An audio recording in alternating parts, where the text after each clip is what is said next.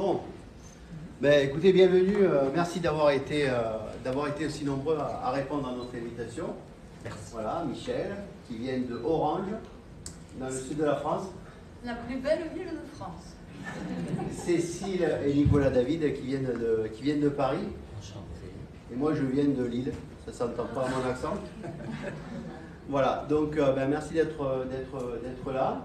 Je suis donc la personne qui a créé la maison d'édition Nombre 7. Mon associé va arriver tout à l'heure. Et puis on a des membres de notre équipe qui sont là. Et en fait, ben, je fais un peu partie de ces éditeurs qui n'ont pas froid aux yeux et qui aiment bien bouger les lignes. Et c'est pour ça que ben, notamment on a les livres de Nicolas David, de Cécile ou encore de Michel. Ça peut perturber certaines personnes de voir qu'on fait des masterclass. Je l'ai encore lu sur les réseaux sociaux cette semaine, qu'on fait des masterclass notamment qui vont parler de l'individu. J'ai pas dit l'homme parce que je voulais pas faire de discrimination, même si c'est l'homme avec un grand H.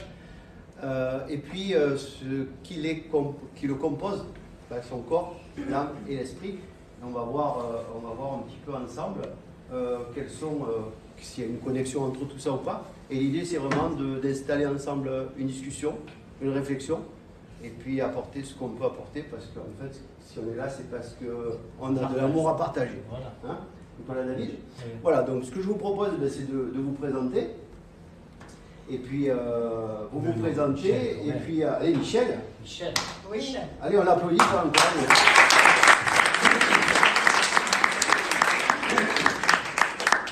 Bon, alors je viens d'Orange. Il faut que je me lève. Oui. Non, vous pouvez rester assise, comme ça on vous filme. Ouais, merci. Donc, je viens d'Orange, petite ville près d'Avignon, c'est la route Sécorégie. Je m'appelle Michel, j'ai un âge certain. Quand je suis Bastide si je suis la fille de mes parents, je suis Marshall si je suis la femme de mon mari, mais je suis Michel, d'abord avant tout. Je pense que c'est très important dans une vie de récupérer son identité propre.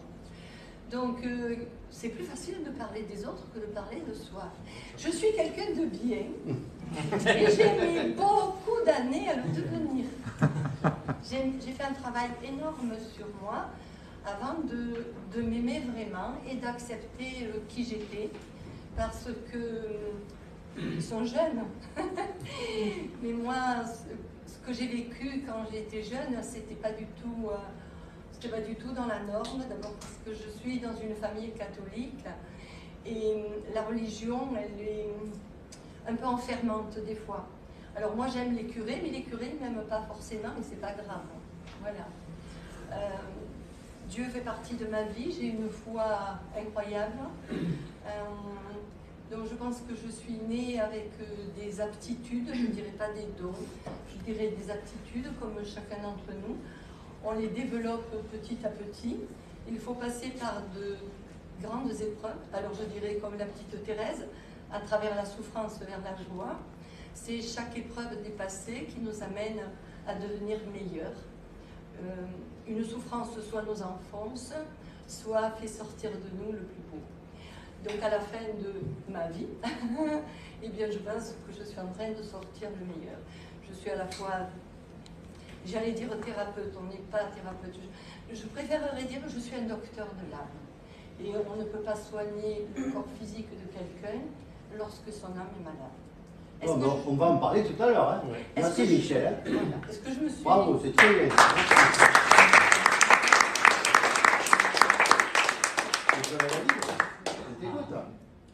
Nicolas. Allez. T'es sûr que tu veux pas... Allez Nicolas David. Nicolas. Et pourquoi pas les dames d'abord? Eh bien, J'ai après, passé pour un garçon et une fille. Allez, c'est un autre fille, homme. après, il y aura un autre garçon qui n'est pas là. On ne le voit pas encore. Donc, je suis Nicolas David. Que vous dire, je suis originaire du sud de la France.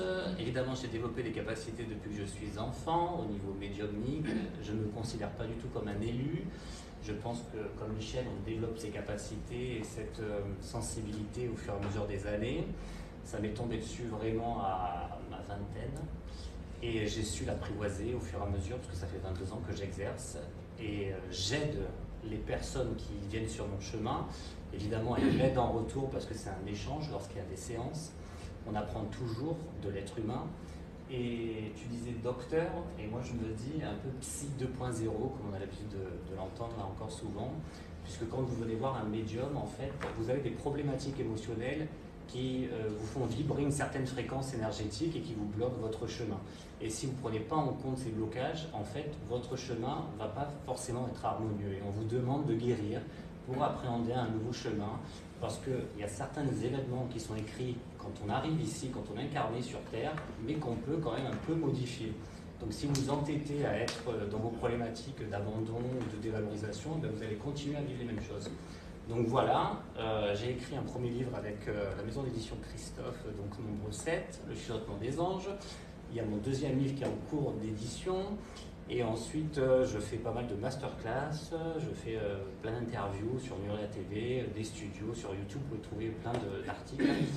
Et le but, en tout cas, c'est de vous permettre d'évoluer. Alors, j'ai pas la vérité absolue, évidemment, mais on me permet de voir un peu ce qui va pas trop dans l'être humain, dans l'âme, pour avancer au mieux. Voilà, et j'essaierai de vous guider et de partager avec vous, parce que ce sont des partages, c'est pas une discussion unilatérale, et donc on discutera du corps, de l'individu, de l'âme et de l'esprit tous ensemble. Merci Nicolas, David.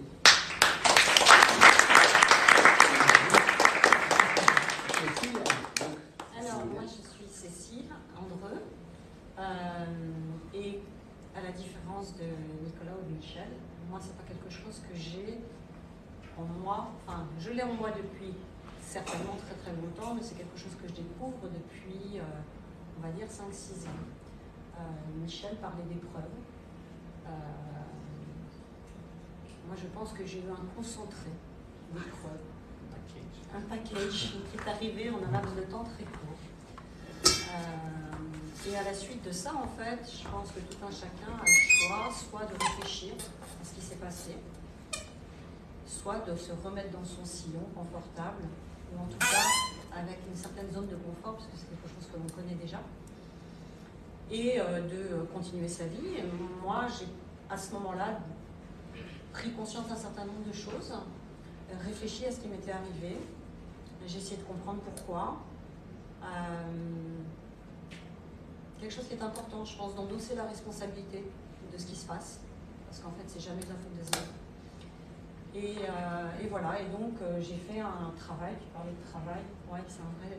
J'aime pas le mot de travail, mais en fait, pour pouvoir évoluer, il faut quand même prendre conscience de certaines choses sur soi, les corriger, essayer d'évoluer, et tout ça en étant bien entendu d'une bienveillance absolue avec soi. Donc j'ai complètement changé, pour vous dire, au départ je suis plutôt de formation financière, expert comptable, direction d'entreprise, etc. Aujourd'hui, je fais exclusivement de la guérison énergétique. C'est quelque chose qui est venu à moi à force de m'écouter et d'essayer de comprendre mes ressentis, de comprendre que chaque rencontre n'est pas un hasard, qu'il y a forcément des choses à en tirer, qu'il y a forcément des choses à comprendre de chaque rencontre, chaque endroit où on va. Je me suis retrouvée au Pérou, je me suis retrouvée dans des voyages où j'ai rencontré des gens, où j'ai finalement osé sortir de ma zone de confort, essayer des choses qui me semblaient mais juste complètement abracadabrantes, très très loin de la finance, très très loin de tout ce qui est cartésien, et puis à lâcher prise et à me dire que en fait j'étais là pour ça en fait. Donc aujourd'hui voilà, je ne fais plus que ça, et le titre de mon bouquin s'appelle Un rendez-vous inévitable, qui est un rendez-vous que chacun devrait avoir avec soi. C'est le rendez-vous qu'on a avec soi un jour. Et l'idée était de faire comprendre aux gens que quand on regarde Internet, etc., qu'on écoute des auteurs, on a toujours l'impression qu'il y a un espèce de mode d'emploi du aller mieux. On doit passer par l'étape 1, 2, 3, 4, 5. Je trouve ça hyper culpabilisant. On n'est par essence tous différents, donc on ne peut pas suivre un mode d'emploi. C'est pas possible. Et il y a des choses qui viennent, on a l'impression d'avoir traité, on se dit ok, ça c'est bon. Quelques mois, quelques semaines après, il y a une deuxième déferlante qui arrive et on se dit mais je pensais que j'avais compris.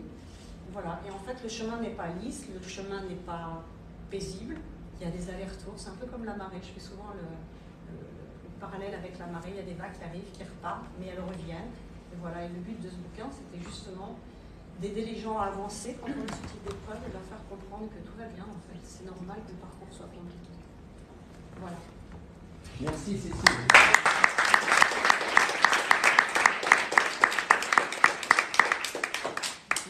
souhaité que Cécile, Nicolas David et Michel soient là ce soir, c'est parce que chacun, on va dire, a une approche un petit peu particulière de l'individu.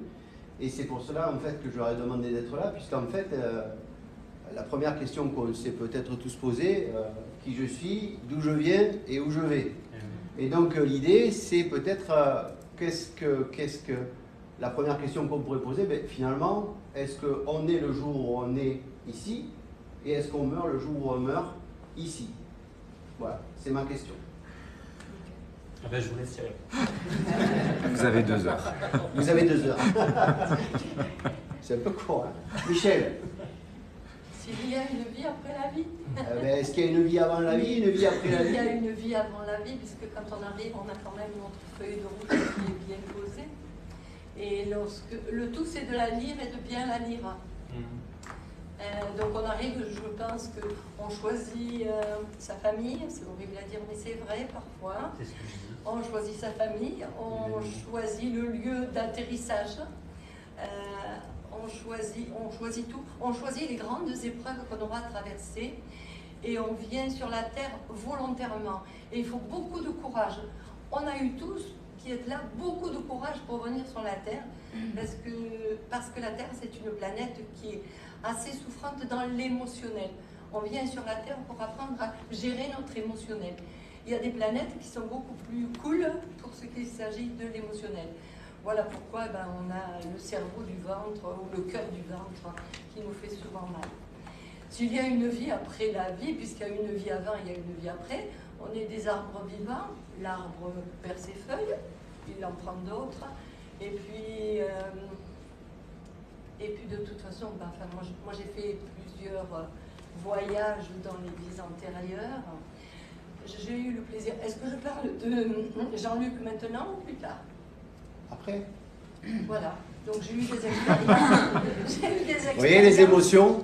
Elle m'en veut maintenant. Ah, mais non. Mais non, je sais que c'est J'ai pas eu vrai. des expériences qui montraient que j'avais déjà vécu. Et donc, je sais qu'il y a une autre vie après la vie. Puisque en tant que médium, on contacte des entités. Et on contacte ce qu'on appellerait des défunts, mais qui ne sont pas défunts. Ouais. Ils sont encore plus vivants que nous, parfois plus heureux, parfois plus à l'aise, parce que dépouillés de la coque physique, dépouillés de leurs défauts. Je dirais, alors une petite histoire. C'est un jour, ma mère, elle me disait, parce que je répétais certaines... comment j'allais dire, certains travers de ma mère. Et elle me disait, de l'autre côté, puisque je prends une écriture médiumnique, elle me disait, est-ce que tu aimerais que je te rappelle toutes les bêtises que tu faisais quand tu étais petite? Et nous, c'est souvent ce que nous faisons quand quelqu'un décède. On oublie que de l'autre côté, on est pur. Et que les qualités, elles s'expansent. Et les défauts, ils s'émoussent. Et nous, on se rappelle souvent, il a fait ça, il était comme ça, etc. Ça ne les aide pas à monter dans la grande lumière, n'est-ce pas? Alors je laisse Nicolas David. Et est-ce que ça vous parle déjà, le terme entité, âme, tout ça? Parce qu'il y a des personnes qui ne sont pas forcément à l'aise avec ces termes-là. Donc l'âme, au-delà de la religion, évidemment, c'est une extra-conscience. Elle est en dehors du corps, elle est intégrée dans le corps pour vivre des expériences de vie dans le corps incarné. Et comme disait Michel, de l'autre côté, en fait, selon comment vous avez interagi avec les personnes pendant votre incarnation, donc si vous avez été plutôt dans la bienveillance ou dans la malveillance, de l'autre côté, il y a une espèce d'évolution aussi qui est engendrée. Et on va vous faire voir un peu tout ce que vous avez vécu comme un flashback en fait, comme si on était au cinéma et qu'on revoyait notre vie. Et on va nous montrer si c'est important l'émotion qu'on a véhiculée tant dans le mal-être que dans le bien-être. Et si ça nous importe, puisqu'après ça va déclencher un phénomène de boule de neige chez la personne. Donc si je lui ai donné une émotion négative, elle l'a pris de cette façon, parce que je peux gérer la façon dont je m'exprime, mais je ne peux pas gérer la façon dont la personne le réceptionne, l'émotion.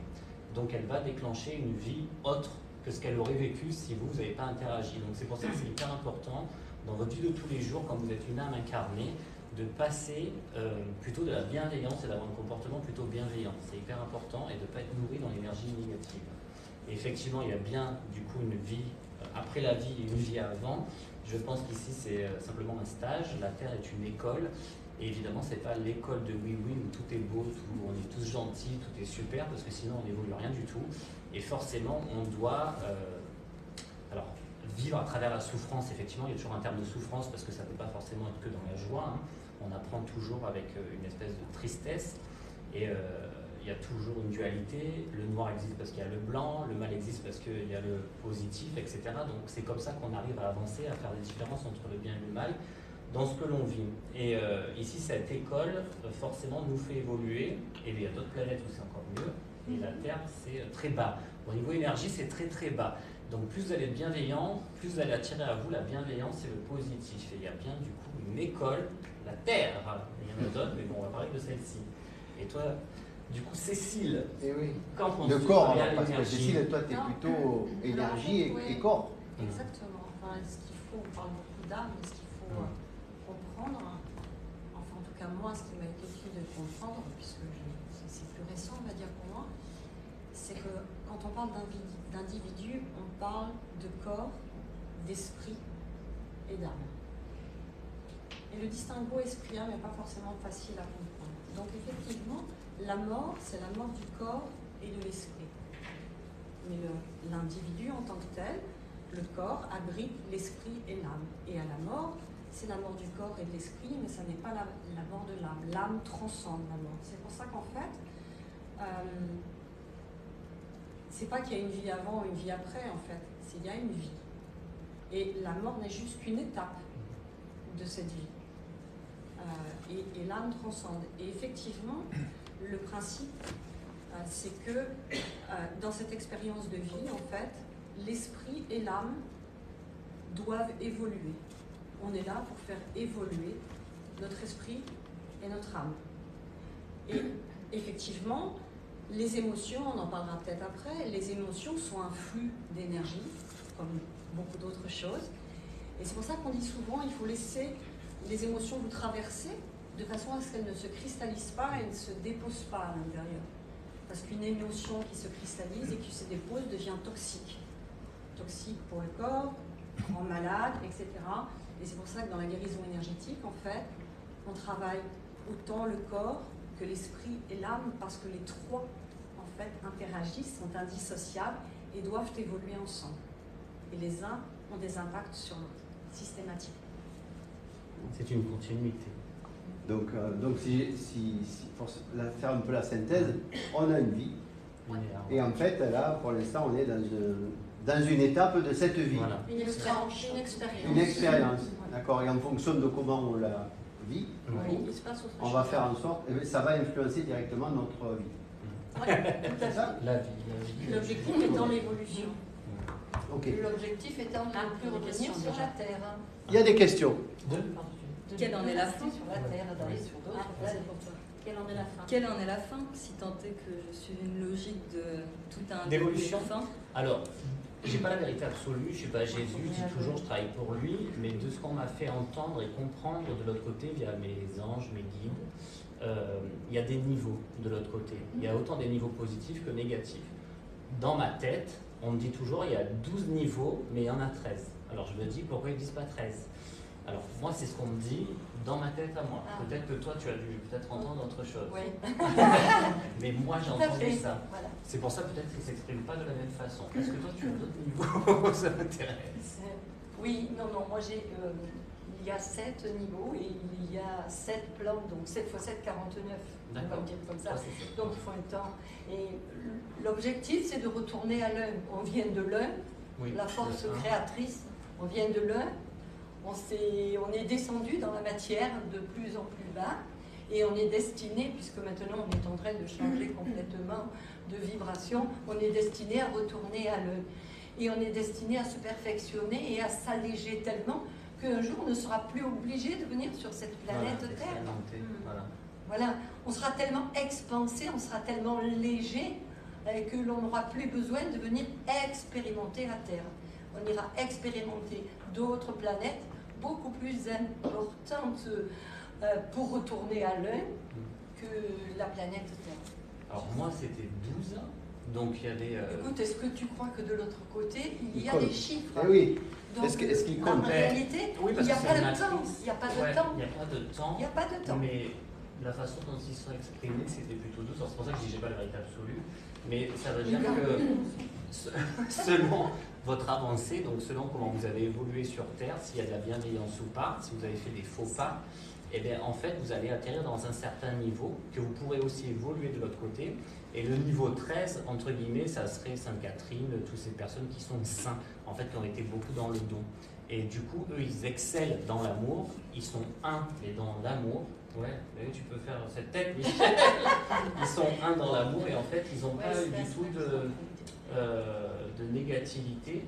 Ils sont plus en référence un peu à Dieu, à l'unité supérieure, qui est dans un amour infini, en fait. C'est pour ça qu'ils sont à ce niveau 13 où ils ne peuvent pas redescendre, si vous voulez. Et il y a des, et il y a aussi des niveaux inférieurs où on va dans le bas astral, donc dans le côté très très négatif, et ça va être de plus en plus pénible si vous avez vécu si vous avez fait vivre des choses super négatives à des personnes, et notamment les meurtres et tout ça. Donc, donc ça veut dire qu'il y a une vraie interaction par rapport à notre comportement et nos expériences vis-à-vis des autres. Sinon, tout le monde ferait ce qu'il veut en fait, et ça n'a pas de sens. Parce que vous, je ne sais pas si vous avez remarqué, mais vous ressentez quand même un frisson de mal-être quand vous faites quelque chose qui n'est pas forcément agréable et pas normal envers quelqu'un. Quand vous avez un comportement de colère ou autre, ou quand vous allez vous en prendre à un enfant, on va dire un enfant comme exemple, et vous allez déverser votre colère, vous sentez bien qu'il y a quelque chose qui ne va pas dans votre être, vous dites mais pourquoi je fais ça? C'est pas réellement ce que j'aurais voulu faire. Et en fait, on vous demande de ne pas réagir comme ça. Quand vous faites quelque chose de bien, quand vous allez aider quelqu'un mais dénué d'intérêt, ça va vous procurer un bien-être. C'est expansé au niveau de la gorge, au niveau du cœur, on se sent bien. Et c'est ça qu'on veut vous faire ressentir. Il faut que vous engendriez du bien tout le temps. Moi, c'est comme ça que vous m'avez expliqué. Il faut déjà avoir un niveau de conscience très Oui. élevé, parce qu'il y a des personnes qui font le mal et que ça ne dérange pas. Ils ne sont pas conscients. Et qui ne sont pas conscients. Donc déjà, il y a une certaine évolution qui se fait sur la Terre. Alors, on part avec les bagages qu'on a remplis. Hein. Le train de la vie, c'est bien le train de la vie. Plus on est chargé de beau, plus de l'autre côté, on est dans la lumière. Est-ce que tu es d'accord? Alors, au-delà du religieux, mais pour vous dire Sainte Catherine et tout ça, qui ont des comportements super bénéfiques. Et ils m'ont pas dit que c'était au 13. Alors, pas forcément au 13, mais qui sont très très haut placés quelque part. Ils sont vibratoirement. Ils sont vibratoirement très élevés, bien sûr. Mais il y a certainement sur la Terre aussi des personnes qui sont vibratoirement très élevées, qui peuvent après être des maîtres ascensionnés très rapidement. Il y a des gens qui meurent et qui mettent un temps fou et qui sont en errance pendant très longtemps. Je pense que beaucoup, ou peut-être d'entre vous, vous avez regardé le film Non Solar, qui est vraiment un film culte par excellence. Eh bien, il y a des gens en errance. Alors, en tant que médium, nous contactons des fois. J'allais dire, ça s'est passé cette semaine où il y a une personne qui est venue et elle m'a dit, donc de l'autre côté, eh bien, je dis, il n'y a que 4 ans qu'il est monté dans la lumière et qu'il est dans la lumière et qu'il peut s'exprimer. Il dit, c'est pas possible, il est mort depuis 20 ans. Eh bien, il était dans le brouillard, on va le dire comme ça, donc il n'était pas passé dans la lumière. Et souvent, en médiumnité, ou certains d'entre nous, on aimerait parler à nos décédés en leur demandant qu'ils viennent nous aider, le père, la mère, le conjoint, etc.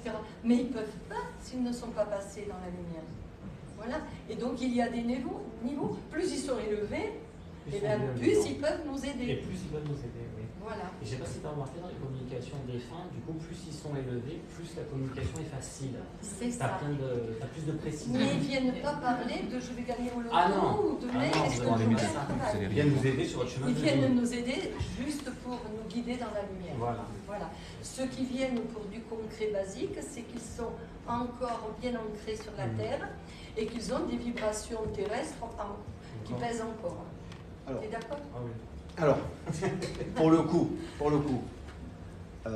nous tous ici, est-ce qu'on peut, en ayant conscience de ce que vous venez de nous expliquer, est-ce qu'on a la capacité, pourquoi pas, comment dire, un peu de nous élever finalement, ou peut-être d'avoir un peu une perception? Est-ce que peut-être il y a une façon pour nous de ressentir en fait et peut-être de de ressentir un petit peu ce que vous recevez vous comme, je dirais, quelque chose que vous avez développé.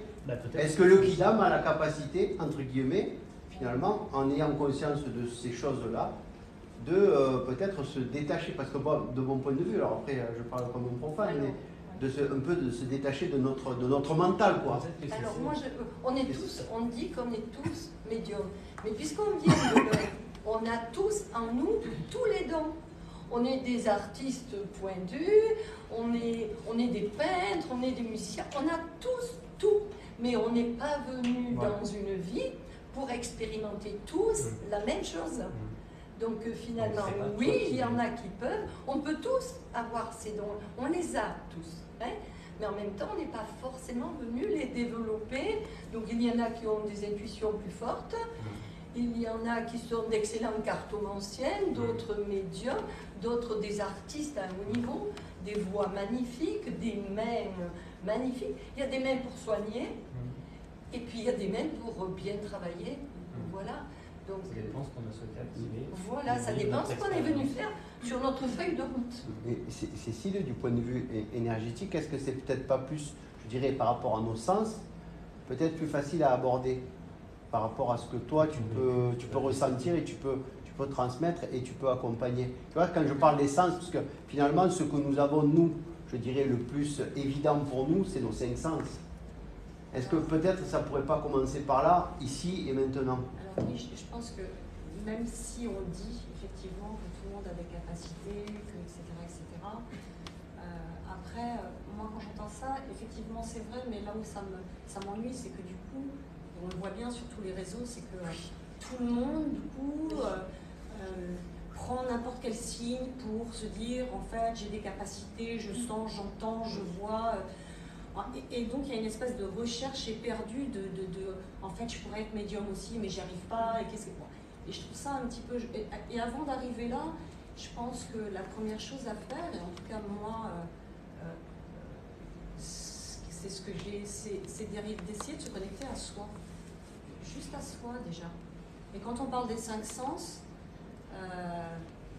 en fait on en a 6, d'accord, donc déjà il y a beaucoup de gens qui ont du mal à accéder à leurs 5 sens, parce que les 5 sens, entendre, voir, c'est une chose, le kinesthésique, ressentir vraiment, et pas juste ressentir c'est chaud, c'est froid, c'est ressentir à l'intérieur. Qu'est-ce que ça me fait à l'intérieur? Donc ça c'est les sens. Et une fois qu'on a commencé à vraiment s'écouter, à faire attention à soi, eh bien il y a ce 6e sens qui va revenir.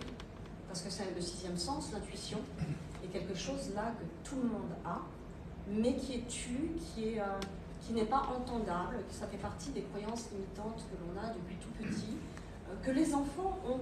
Ils s'inventent une vie, ils jouent avec des personnages imaginaires, ils entendent des choses, certains voient des choses, et c'est quelque chose qui perd très rapidement après. Mais la première chose à faire, c'est effectivement s'écouter soi, se reconnecter avec ce 6e sens. Et déjà ça, c'est un super trajet. Après, être médium, chaman, guérisseur, etc. Les choses viennent si elles doivent venir, mais ça peut être autre chose aussi qui vient. Et c'est super. Et c'est très bien comme ça. Et voilà quoi, donc je pense que, et pour juste répondre sur la question de s'élever au niveau vibratoire, de s'élever, je pense que la première chose à faire, c'est déjà effectivement de se connecter à soi, s'aimer. C'est très difficile.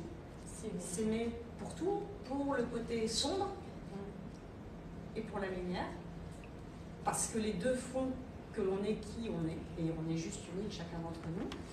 S'aimer, c'est une première chose, et puis après, il y a plein de façons de s'élever. C'est effectivement par les soins énergétiques, on le fait, évidemment, mais après, il y a effectivement la gratitude, la bienveillance, avoir toujours un œil aimant sur les autres, etc.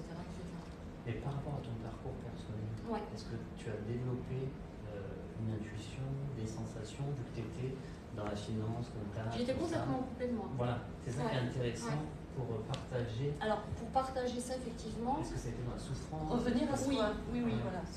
Je pense que j'ai passé une 50aine d'années. Alors, coupée de moi, ça serait peut-être un petit peu violent, mais on va dire à côté de moi. À à avoir mis un espèce de couvercle sur peut-être qui j'étais vraiment, et à me conformer à l'image d'Épinal de qu'est-ce que c'est que réussir, avoir une famille, un appart, etc. J'ai 4 enfants, tout ça. L'image d'Épinal était bien. Jusqu'au jour où l'univers il envoie autre chose, et il envoie quelque chose qu'on est forcé d'entendre. Et là, le message il arrive, il est clair, il faut l'entendre, et après on en fait quelque chose. Et effectivement, c'est se reconnecter à soi, se poser les bonnes questions. Et c'est là que j'ai commencé à ressentir en fait ce qui était certainement là depuis toujours, à comprendre ce que je pouvais faire avec mes mains, à comprendre la façon dont je pouvais canaliser les choses, à comprendre ce que je ressentais lorsque je faisais les soins. Et aujourd'hui, non, j'ai pas eu peur, j'ai eu de l'impatience. Ça, c'est pire que tout. De l'impatience. Et ça, c'est pour tout le monde. Et les choses continuent à évoluer tous les jours. Des messages qui arrivent, de voir des choses, d'entendre des choses, de ressentir de nouvelles choses quand je fais des soins, etc. Donc, c'est quelque chose qui en perpétuelle évolution. Moi, ça m'évoque deux choses. Platon en a parlé il y a déjà très longtemps dans le Ménon, quand il parle de la némésis, qui est la réminiscence. C'est que nous naissons tous avec tout, et que passer un certain, tu le disais, dès que nous naissons, en fait, notre travail, c'est soit finalement de traverser la vie, soit de se construire pour justement retrouver toutes ces choses-là. Je ne sais pas si ça vous... Mais surtout, il n'y a pas le fait d'être l'excellence en tant que médium, parce qu'il y a des gens, tu vois, ils vont rechercher ça en se disant, bon, eux, ils entendent, ils voient, ils ont cette capacité extraordinaire qu'on vous fait découvrir à travers les films, et c'est toujours en écho avec l'ego de « je suis supérieur aux autres ». On peut traverser la vie, comme tu dis, mais parce qu'on a eu ce package, ce sac à dos qui nous a été fourni quand on est venu, et qu'on n'est pas obligé de développer des capacités, on peut traverser la vie en ayant un boulot lambda, et peut-être parfois juste en aidant une personne dans notre entourage ou autre, mais parce qu'on a eu juste des gestes bienveillants et ça aura suffi. Mais on n'est pas obligatoirement en train de faire un choc pour développer des capacités spirituelles ou autres. Il faut. Mais on n'est pas extra parce qu'on est médium. Non, voilà. On n'est pas mieux qu'un excellent menuisier. On n'est pas mieux. D'abord, on a une grande responsabilité pour donner des messages justes. On ne peut donner qu'à travers le canal que nous sommes, donc l'important de la pureté de cœur. À travers la pureté du cœur, on peut donner des messages qui sont purs. Donc il faut faire attention à ça. C'est un travail, quand je dis un travail sur soi, c'est toujours se recentrer par rapport à se connaître, s'aimer. Et on peut donner que ce que l'on a. Notre verre, il est vide, on ne peut pas vous remplir le verre, c'est tout. Et on n'est pas mieux qu'il y a certainement des gens dans la salle qui exercent des métiers qui sont beaucoup plus top que médium, quoi. Parce que maintenant, c'est très à la mode, tout ça. Est-ce que vous pouvez parler un petit peu plus fort ou est-ce que vous voulez les micros? Parce qu'au fond, ils entendent très bien. Hein? Excusez-nous. Vous voulez le micro? Vous entendez ou pas? On ne parle pas assez fort? Ça va? Sinon, on utilise le micro. C'est mieux, hein? Non? Alors, Cécile, par rapport alors, la deuxième chose, en fait, moi, finalement, de ce que vous avez exprimé, qui m'interpelle, finalement, est-ce que, finalement, c'est pas le regard des autres qui, justement, qui nous tire vers le bas et qui, finalement, fait qu'on oublie tout ça et qu'on passe à côté un petit peu je dirais, finalement, de notre bienveillance, de l'amour. C'est difficile de dire à quelqu'un « je t'aime ». C'est difficile de dire à quelqu'un « je me suis trompé ». C'est difficile de dire à quelqu'un « est-ce que tu peux m'aider ». Bien sûr, c'est très difficile. Je pense que, et je vais faire le parallèle avec les enfants, c'est que les enfants n'ont pas du tout ce filtre-là. Et donc, au départ, ils se fichent éperdument de ce que l'on peut bien penser d'eux et de l'image que l'on attend d'eux. Je pense qu'ensuite, effectivement, et en tout cas, ça, c'est ce qui nous concerne, mais je vois dans les gens que j'ai en consultation régulièrement, c'est effectivement le poids du regard des autres, qui est très important. Et je pense que c'est une des premières sources de travail qu'on doit faire, c'est que souvent, quand le poids du regard est aussi important et amène à se conformer, à se restreindre. C'est comme si, moi j'ai le sentiment pendant peut-être un certain temps de m'être mis dans cette espèce de camisole de force, dans lequel j'étais très bien, hein, tout allait très bien, j'étais hyper heureuse. C'est par rapport à ce que tu expliquais que je suis venue sur ce terrain. J'étais hyper heureuse, tout allait très bien. Je n'ai jamais fait d'arrêt sur image, je ne me suis jamais posé de questions. J'avais une vie, un boulot, 4 gosses, enfin tout allait très bien. Sauf que effectivement, et ben, le moment où on commence à se... Et je pense que ça c'est lié à un manque de confiance en soi, quand on commence à se conformer au regard des autres. C'est un confort. Il y a un confort. Ouais, il y a un premier travail à faire qui est de la confiance en soi, de s'aimer et de se dire ok, et qu'est-ce qui se passe si je fais autrement? Et qu'est-ce qui se passe si je dis non? Non, en fait, il ne se passe rien. Juste, il ne se passe rien. Sauf qu'en fait, au départ, on n'ose pas dire non. On n'ose pas faire autrement, on n'ose pas sortir du rang et on essaye de se conformer à ce que les gens attendent de nous. Donc oui, le regard des autres est très important. Et je pense que c'est le premier travail à faire qui est assez libérateur. C'est de se dire, en fait, si j'avais juste le courage d'être moi. Juste le courage d'être moi. Et déjà ça, c'est énorme. Mais parfois, pendant quelques années, on pense être nous. Oui, il nous arrive quelque chose. absolument. D'où l'importance de se plonger. D'où l'importance de se plonger vraiment.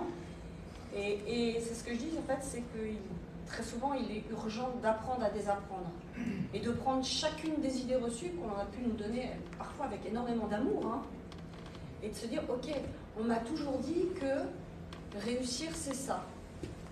Est-ce que c'est vraiment ce qui est important pour moi? Est-ce que ça correspond vraiment à mes valeurs? Est-ce que c'est vraiment le truc qui me fait vibrer? Et pas avoir peur de se dire non, mais en fait, avoir un appartement là, en fait, je suis fou en fait. Moi, j'ai une phrase pour ça. Est-ce qu'il vaut mieux réussir dans la vie ou réussir sa vie? Je ne sais pas, je l'ai entendu, mais je trouve que c'est très bien résumé. Qu'est-ce que c'est de réussir sa vie en fait? C'est juste de vivre. Peut-être. Et de ne pas passer à côté de soi. Et ça, il faudrait l'apprendre tout petit. Oui, c'est ça qu'il faudrait apprendre ce que c'est que le bonheur. C'est ça. Pour faire plaisir, c'est pas le plaisir, c'est pas la même chose. On se conforme, l'enfant se conforme. Tiens, fais ça, tu fais plaisir à maman. C'est souvent ça. Tiens, ça fait plaisir à maman. Et quand l'enfant fait ce que maman veut, ben maman ou papa, hein, très très content. Et finalement, ben, on se construit petit à petit dans si je fais plaisir, on va m'aimer. Mais on va aimer la partie de moi qui n'est pas moi. Donc, j'en parle en connaissance parce que moi, je suis vite sortie du lot très jeune. Voilà. Donc, je faisais rien qui faisait plaisir à tout le monde. Et donc, c'était pas facile. Alors, ouais. Est-ce que peut-être il y a déjà un peu des questions sur cette première partie? Je vois une main qui se lève. Voilà, madame. Vous pourriez parler un petit peu plus fort, s'il vous plaît? Pardon? Votre définition entre l'âme et l'esprit, c'est quoi la différence pour vous? Alors, l'âme transcende la mort. L'âme est avant, pendant et après. D'accord? C'est l'âme qui est connectée, qui transcende la mort. L'esprit, l'esprit habite le corps, il est là le temps de l'expérience terrestre, si je puis dire, en tout cas de l'expérience qu'on est là. C'est la conscience de soi, c'est les émotions, c'est les pensées.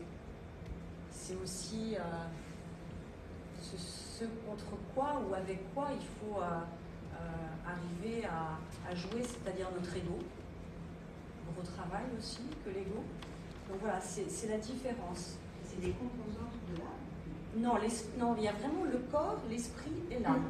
Le corps et l'esprit sont là pour une expérience et meurent. Voilà, à la mort, le corps, il n'y en a plus, enfin, il meurt. L'esprit meurt aussi et l'âme perdure. Voilà. Il n'empêche que pendant une expérience de vie, en fait, l'esprit et l'âme doivent évoluer. Enfin, il faut les faire évoluer. Mais l'âme perdure et elle transcende. L'âme, c'est de l'énergie, en fait. Pardon. Je sais pas si vous avez... En latin, c'est souvent associé.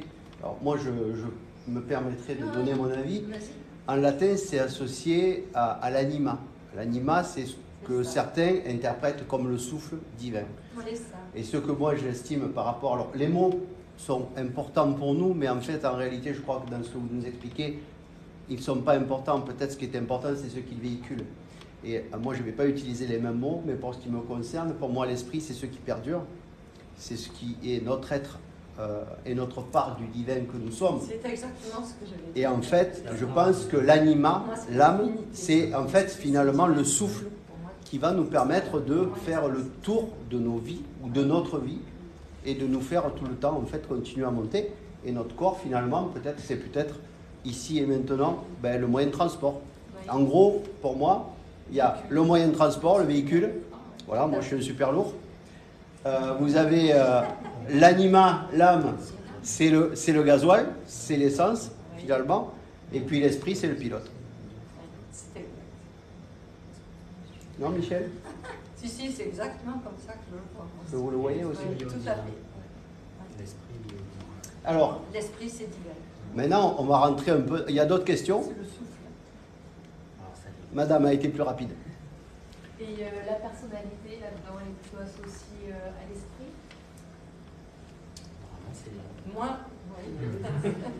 Bon, après, Alors, Nico, Ben, normalement, c'est l'âme. oui. Puisqu'on ne peut pas changer de l'autre côté, on garde notre Oui. nature d'âme. Et d'ailleurs, quand on est connecté avec nos proches défunts, enfin Oui. avec nos proches vivants, parce que c'est un peu compliqué Oui. ce mot défunt, ils gardent Leur caractère. leur caractère, si on a été dur, si on a été rigolo, tout ça, Oui. on sent ça. Tout à fait. Donc pour moi, c'est plus lié à l'âme.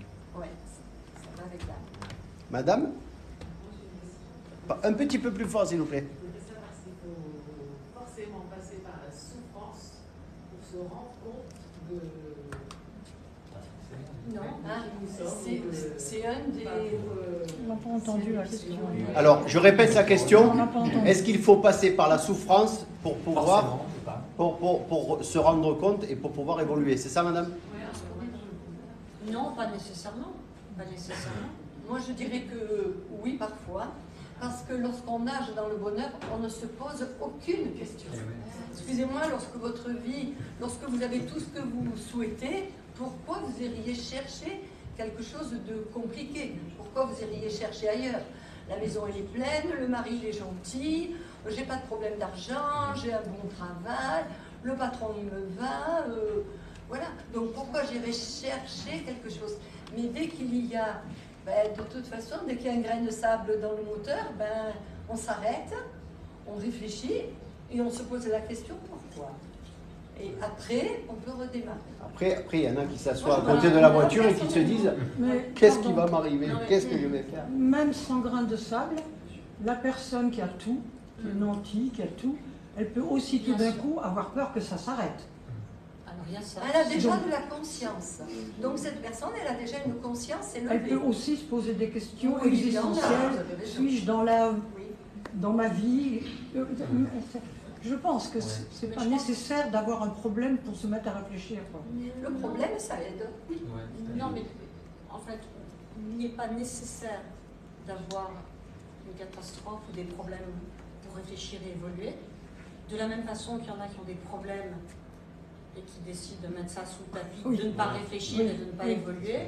Et il y a des gens, des personnes, j'en croise de temps en temps, qui sont extrêmement jeunes et qui ont déjà, qui sont déjà hyper éveillés, hyper conscients. Et donc en fait, je pense qu'encore une fois, on est tous différents. Donc il n'y a pas, enfin pour moi en tout cas, il n'y a rien de gravé dans le marbre, on est tous différents. Il y a Effectivement, aussi- quand il y a un gros clash. Effectivement, par rapport à ce que vous expliquez, madame, c'est qu'aussi, pour l'avoir lu ou vu, c'est que vous avez des gens en fait qui vont tomber dans des états de béatitude. Et finalement, c'est pas un choc ni émotionnel, ni physique, ni une porte dans la gueule.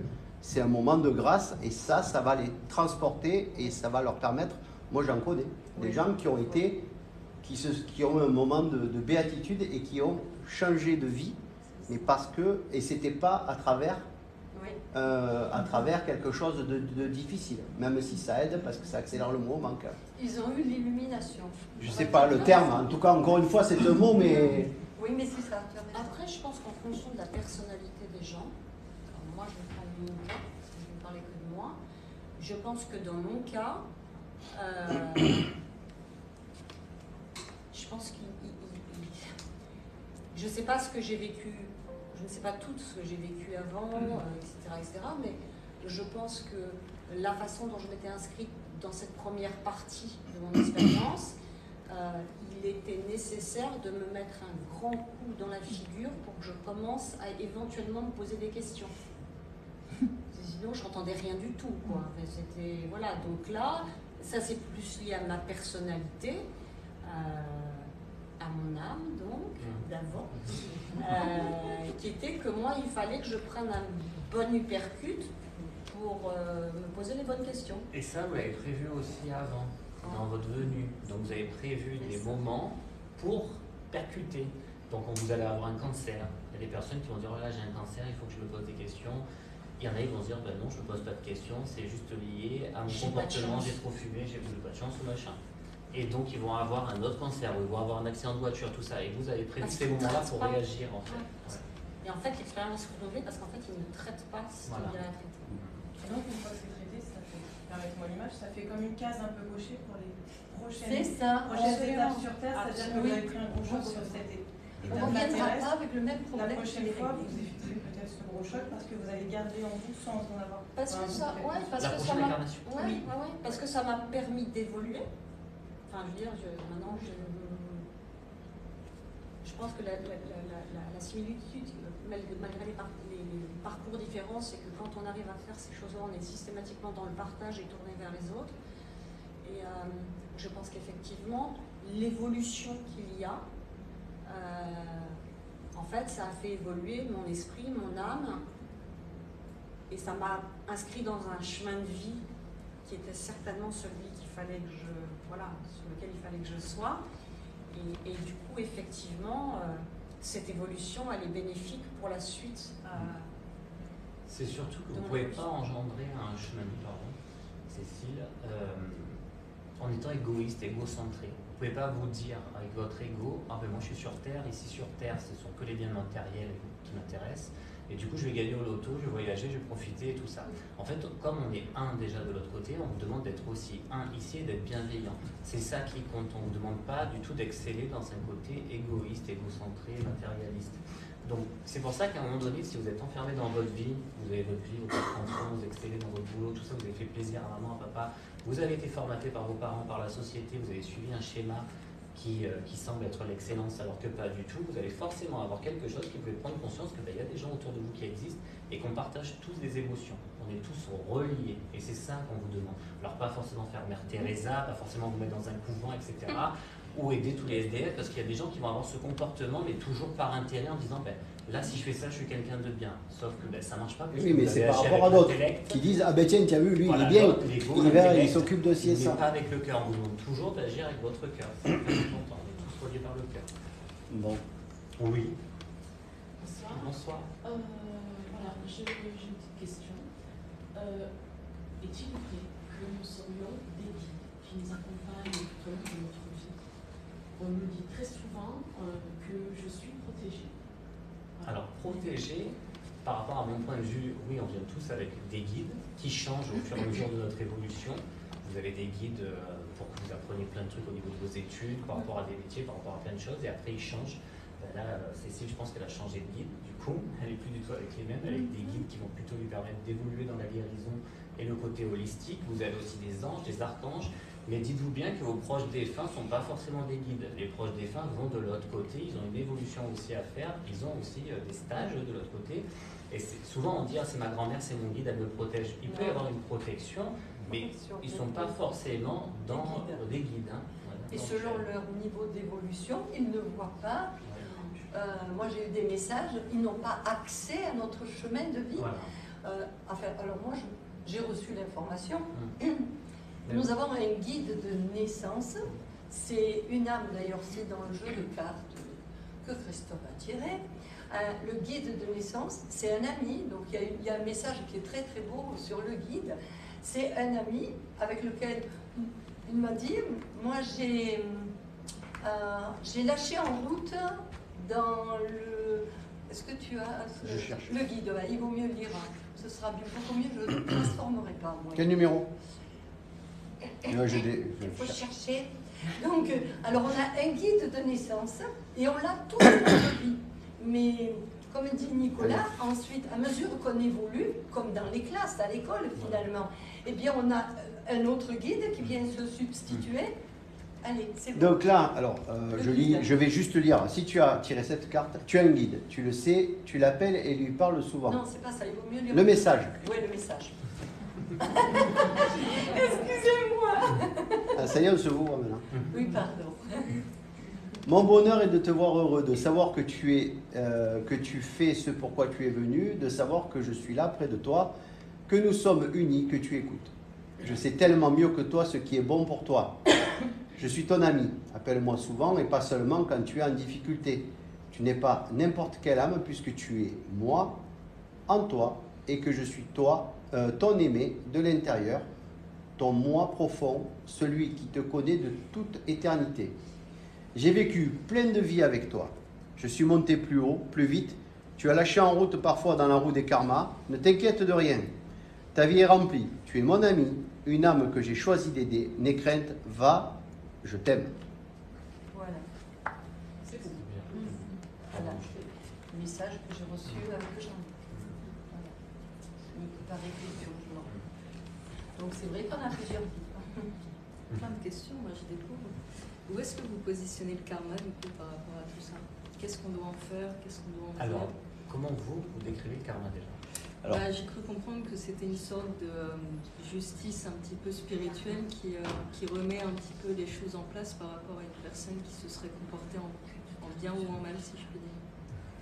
Alors je me trompe sans doute, moi je... Non, Michel dit il y a une carte sur le karma. Une carte sur le karma. Non mais j'achèterai le livre. Je cherche. C'est le schéma d'une vie passée, non? Alors, c'est le schéma. Non, c'est le bagage qu'on amène. Ouais. Oui, On arrive avec C'est un le bagage de vie bagage. antérieure, voilà. C'est ça. Et c'est celui qu'on est. Alors, dans une vie, on vient se libérer d'une partie de ce karma. Mais depuis qu'on a vécu, avant qu'on ait allégé. C'est pas forcément négatif, un karma. C'est quelque chose qu'on est venu apporter. Et si on vient pour le nettoyer, c'est. Bon. Voilà. Mais on peut avoir, alors ça s'appelle des dispositions, c'est-à-dire dans le karma, on peut avoir, je pense que aussi bien Nicolas que moi, nous avons été tous, on a été médium, on a été sorciers dans une autre vie, et dans cette vie, comme on l'a mal fait, moi j'en suis sûre, moi j'ai été à Paris, je vous assure, je suis venue une fois, je ne suis plus revenue depuis au moins 30 ans, parce qu'une fois je passais sur une place à Paris, je me suis vue la tête sur le bio, avec, vous savez, les bourreaux là, ils avaient là, paf. Mais ça a été terrible. Donc dans une autre vie, j'ai mésusé de mes dons. Et en mésusant de ces dons, je viens maintenant dans cette vie donner des messages d'amour et faire ce que j'ai à faire avec plein d'amour. Donc, Mais elle a raison, il y a le karma positif et négatif. Le karma Mais positif, oui. ça veut dire qu'on engendre un arrive peu au comme la bagage, moine, voilà. plus de bonheur, tout ça, de positive Est-ce attitude, que ça tout s'appelle ça. le karma? Je peux vous Je pense parler? pas, ouais. Moi, je pense que j'ai été une mauvaise caissière parce qu'il ne faut jamais se mettre derrière moi au supermarché. C'est vrai ou c'est pas vrai? Moi, quand je vais au supermarché, je vous l'ai dit, il ne faut pas se mettre derrière moi au supermarché, on est resté 20 minutes. Ma question qui suit, c'est quel est le libre arbitre par rapport au fait qu'il y ait déjà cette sorte de justice un petit peu divine? Alors, ça c'est pour toi. Alors, le libre arbitre, ça veut dire quoi? Je peux acter quelque chose dans ma vie malgré le karma, malgré le bagage que j'ai. En tout cas, ce qui me dérange avec cette histoire de karma et qu'on est le résultat de plusieurs vies, quelles qu'elles soient, j'ai l'impression que du coup les choses nous arrivent parce qu'elles doivent arriver et que c'est même plus nous qui sommes décideurs de notre propre vie d'une certaine manière. Donc du coup, j'aimerais bien être orientée sur ce mauvais discours que j'ai. Vous êtes décideur parce que vous avez choisi cette vie, vous avez choisi d'évoluer dans cette vie. Par contre, le libre arbitre, c'est j'accepte pas de me conforter à ce karma, j'accepte pas de guérir et d'aller vers ma libération. Et donc je ferme, et c'est là où il y a le libre arbitre. Et je dis toujours, ce libre arbitre, c'est le libre arbitre de guérir. C'est pas juste je choisis d'aller dans telle ou telle direction parce que en fait, je vibre une certaine énergie et avec cette énergie et cette émotion, je vais attirer à moi une autre fréquence énergétique qui va me faire évoluer. Et si je décide de guérir, je ne vais plus attirer cette énergie, je vais passer sur un autre rail. Je bifurque comme ça, de rail en rail. Donc c'est là où j'ai eu mon libre arbitre. il y en a qui restent dans leur Mais négativité. on a son libre arbitre et tous les jours on peut prendre une décision ou une autre. Surtout de guérir. Systématiquement. Bon, on verra un peu plus tard. On va faire avancer un petit peu on va faire avancer un petit peu. Et donc, moi, ce que j'aimerais, alors là, c'est plutôt pour Nicolas David et pour Michel. Nicolas David, quand tu reçois des messages, ça se passe comment? T'as un coup de tel, ça sonne. Ah bah oui, alors j'ai un but. Alors je peux vous dire, c'est quand vous le voyez, il commence à faire comme ça. Il commence à regarder sur le côté comme ça. C'est que ça vient. Alors, dis-nous un peu. C'est tellement différent. C'est jamais de la même façon. Alors, sur les lives, parce que sur les réseaux sociaux, je suis en direct et je fais les contacts des fins en direct. Donc, je ne regarde pas l'écran parce qu'évidemment, il y a plein de gens qui écrivent et qui disent: est-ce que vous avez ma tati Arlette qui est présente, qui est morte du cancer? Donc, ça serait très facile pour Infomédium de dire: j'ai une Arlette, elle est morte du cancer, elle est là, elle vous aime, elle vous envoie plein d'amour. Et ça, je ne supporte pas ça. C'est pas être médium. Donc, du coup, je ne regarde pas du tout l'écran. Ouais, ils sont malins quand même. Mais les gens, ils aiment ça, parce que du coup, ça va répondre à une attente où ils sont tellement perdus qu'ils disent: mais il l'a eu, en fait, elle me dit qu'elle m'aime. Ben non, en fait, ça vient combler une partie de l'ego ou une angoisse, et du coup, je suis conforté avec un peu du vent. Et il ne faut pas s'attacher à ça. Donc, quand ils viennent, je sens une présence derrière moi, souvent. Après, je peux avoir des frissons, je peux avoir des images en flash dans ma tête, je peux avoir des odeurs, je peux avoir des sons, je peux avoir des paroles. C'est pas ma voix que j'entends, c'est vraiment une voix distincte. Et là, en ce moment, ce qui est très rigolo, c'est que les âmes se rangent comme deux par deux. Je ne sais pas si tu as vécu ça, Michel.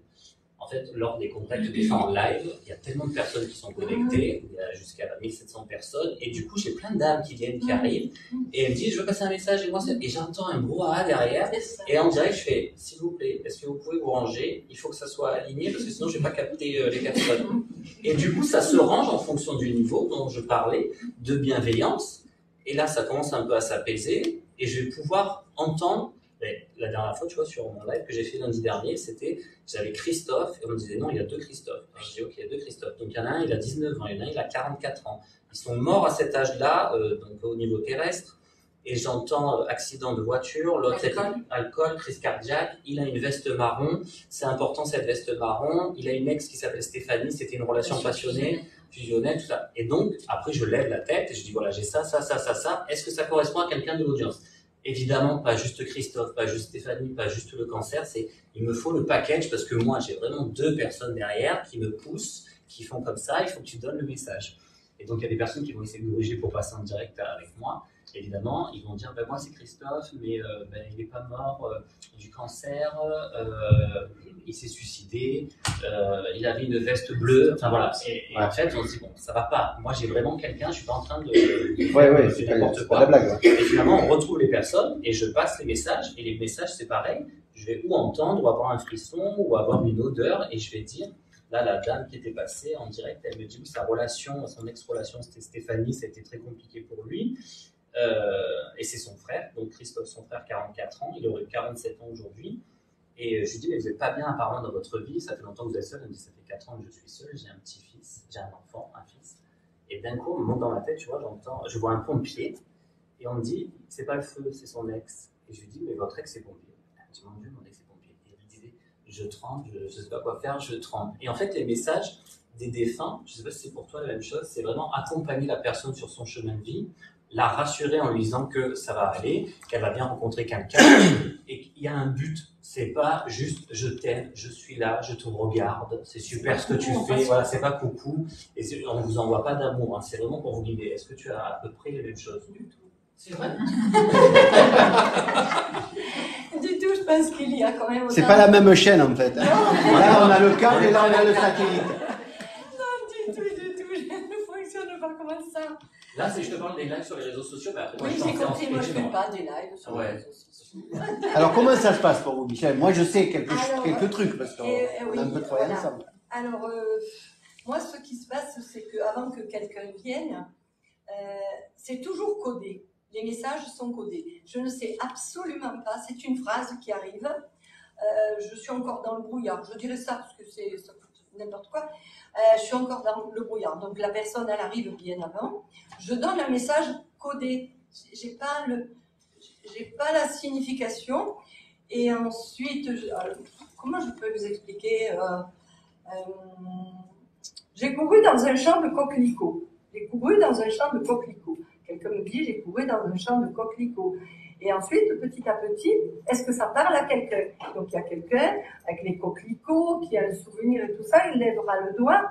Et après, j'ai ma télé qui fonctionne. Mais moi, je ne peux pas, en médiumnité, ceux qui me voient, je suis toujours obligée de fermer les yeux. Parce que ma télé, elle est sous mes yeux fermés. Et le fait de voir le corps physique me dérange, y compris de voir les photos. Je n'aime pas voir les photos, parce que sur les photos, l'image, elle est figée. Tandis que de l'autre côté, ils ne se présentent jamais à l'âge où ils sont partis. Donc, c'est très difficile. Et ensuite, moi, il faut que j'ouvre le canal. Je leur dis, vous ne venez pas dans le train, vous ne venez pas me déranger, je suis en train de manger. Mais enfin, c'est arrivé que, en plein repas, parfois, j'agresse une personne en lui disant top, top, top, top.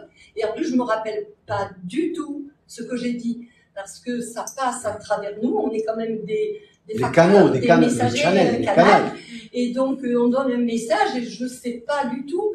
On rentre dans une sorte de transe. Mais c'est exactement, je fais exactement ce que je faisais avec Jean-Luc. Là, on peut en parler du coup. Alors, Jean-Luc, donc je suis passée du docteur Vémec, donc de la thérapie manuelle. Holistique. Alors, Jean-Luc était en pleine déprime et un jour, un repas de famille, je le regarde et je sais qu'il faut qu'il vienne chez moi pour que je le soigne. Donc, je lui dis, venez. Donc, Jean-Luc, il vient une semaine après. Il vient, il s'installe, ni oui, ni merci, ni rien. Il repart, c'est bon. Je le vois arriver une semaine après. Et un jour, je pose les mains sur lui et il quitte son corps. Donc, ça a un nom spécial en médiumnité. Décorporation. La décorporation, c'est mieux que ça. Parce que lui, il est médium. Lui, il est médium et il ne peut accéder à sa médiumnité qu'à travers le filtre de mes mains. On va dire comme ça. Donc, je pose les mains sur lui, il quitte son corps. Et pendant 7 ans, nous avons vécu des expériences extraordinaires puisque on a même allé avec lui, on est allé à Genève. Ma mère, en écriture, elle me disait, quand je viens en toi, je pèse 27 grammes. C'est ce qu'elle me dit, tu pèses 27 grammes. Moi, il y a 30 ans, quelqu'un qui pèse 27 grammes, je ne savais pas du tout que l'âme, elle avait un poids. Mais l'âme, elle a un poids, si elle est allégée, elle pèse lourd. Et si elle est légère, elle ne pèse pas beaucoup. Donc après, il a contacté Padre Pio. Donc Jean-Luc, j'ai écrit le messager que, non, recette à éditer volontiers. Comment j'allais dire, il parlait araméen, la langue du Christ, il parlait comanche, je ne comprenais rien du tout, donc je lui disais traduit. Et ce dont je suis persuadée, c'est que dans les temps à venir, on va parler tous en télépathie. D'ailleurs, quand on est dans l'amour de quelqu'un, il suffit de, quand vous êtes dans l'amour le vrai, l'amour absolu, vous regardez quelqu'un et vous savez exactement ce qu'il a dans le cœur, ce qu'il veut dire, ce qu'il veut vous demander. Donc, vers la fin de sa vie, nous avons travaillé ensemble pendant 7 ans, c'était toujours codé. Je vous donnerai un exemple tout à l'heure. Je lui parlais en télépathie, donc je lui posais une question et lui, il me répondait à haute voix. Et j'ai 50 cassettes enregistrées avec tous les messages et tout ce que nous avons vécu. Et je vous donne un exemple très simple de codage. Un jour, je dois aller avec mon mari, il voulait retrouver dans les Vosges la maison de ses parents. Et je posais la question à Jean-Luc, je lui dis, écoute, on va dans les Vosges, est-ce que tu peux donner le message où trouver, à Saint-Dié, de quel côté trouver la maison de ses parents? Et il me dit, là-bas, tu trouveras le paradis. Là-bas, tu trouveras le paradis. Et je peux répondre comme ça à quelqu'un. Qu'est-ce que ça veut dire? Donc, on va à Saint-Dié, et puis on cherche que tu chercheras. Il n'y a pas marqué à la mairie le lieu qui s'appelle le paradis, où on peut trouver les origines de la famille Marshall. Et puis on va au cimetière, et en parlant avec quelqu'un, elle nous montre dans le coin, elle me dit « Ah, mais là, c'est un quartier qui s'appelle l'enfer, l'autre, il s'appelle le purgatoire, et l'autre, il s'appelle le paradis. » On est allé à cet endroit et on a trouvé. Donc, derrière les messages qui sont quand même d'un naturel très élevé, moi je ne donnerai jamais comme information, vous allez retrouver un travail. Non, les messages sont codés et assez élevés. Et en même temps, ils aident sur leur chemin de vie. Voilà. Et puis Jean-Luc, je le disais tout à l'heure, je ne sais plus à quelle personne, il a été malade. Il devait être commercial de Dieu et il voulait rester commercial de terre. La maladie s'est posée sur lui. Il a eu le message avec le nom du médicament qu'il devait donner au professeur à Marseille. Je lui ai dit, tu as bien noté, je te le fais réécouter. Parce que lorsqu'il sortait de la transe, au début, il ne croyait pas que c'était vrai. Il me disait, t'as triché, c'est pas vrai, c'est pas possible.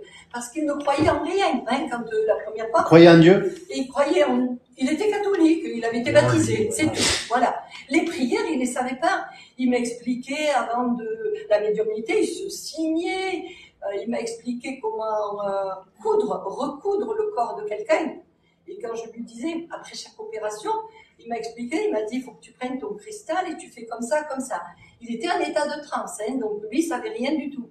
Et quand je lui expliquais qu'il avait fait ça et qu'il avait dit ça, il me disait, c'est pas vrai. Parce que sa voix n'était pas sa voix courante. Donc heureusement, on a eu des personnes qui sont venues, pas qu'avec moi, et qui ont bien vu que c'était exactement ce qu'il donnait. Et donc, il n'a pas donné le nom du médicament. Et quand on lui a donné, quelques mois plus tard, ce médicament, la descente était amorcée. Et j'ai eu... Merci Jean-Luc. Vraiment, je vous assure qu'il est là. Et j'ai eu le bonheur de vivre sa mort en direct. Donc, il était à l'hôpital des Marguerites à Marseille. Il m'a dit qu'il partait. Je sais très bien comment ça se passe quand on meurt.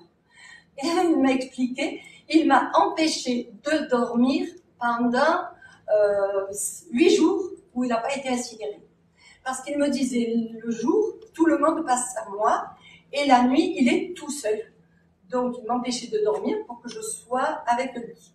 Et quand il a été incinéré, il avait très, très, très peur parce qu'il avait brûlé dans son corps, et il avait très, très peur de l'incinération. Et il me dit, dis-leur, je ne veux pas. Et ben, je lui dis, mais moi, je suis une amie, je ne suis pas de la famille.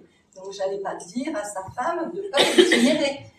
Donc, je me retrouve à l'incinération, je suis à côté de lui, et il m'attrape, parce que de l'autre côté, quand ils ne sont pas passés dans la lumière, leur corps, comment on peut expliquer ça, leur corps éclairé, mais leur corps encore tout près de la terre, avec des vibrations très puissantes, peuvent nous faire mal. Donc, il m'a enserré, j'avais très, très, très mal.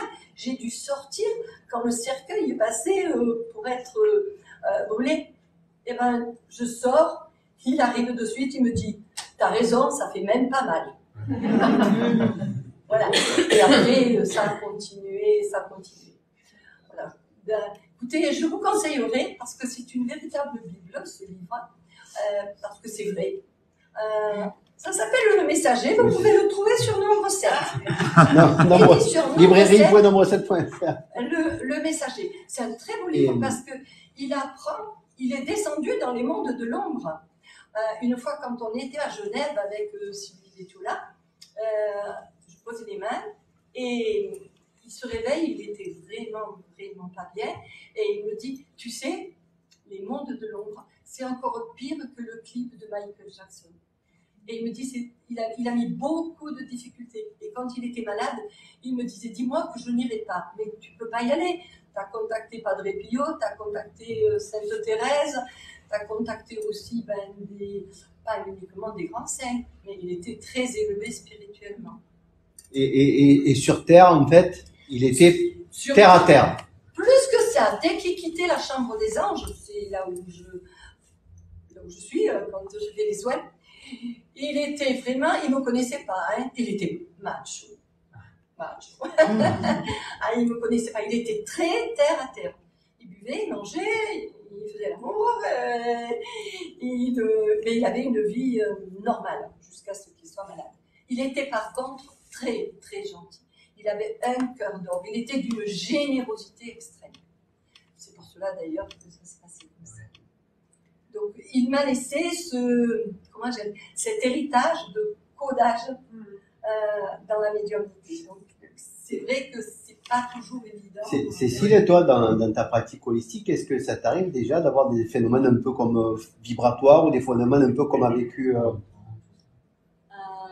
moi, mes sensations, elles sont, en tout cas pour le moment, majoritairement kinesthésiques. C'est vraiment des ressentis dans mon corps. D'avoir mal à un endroit. Quand je me connecte à quelqu'un, je vais avoir mal à l'épaule, au bras, dans le ventre, etc. Donc je ressens les douleurs en moi. Oui, ouais. Et puis après, mais là encore, c'est en perpétuelle évolution.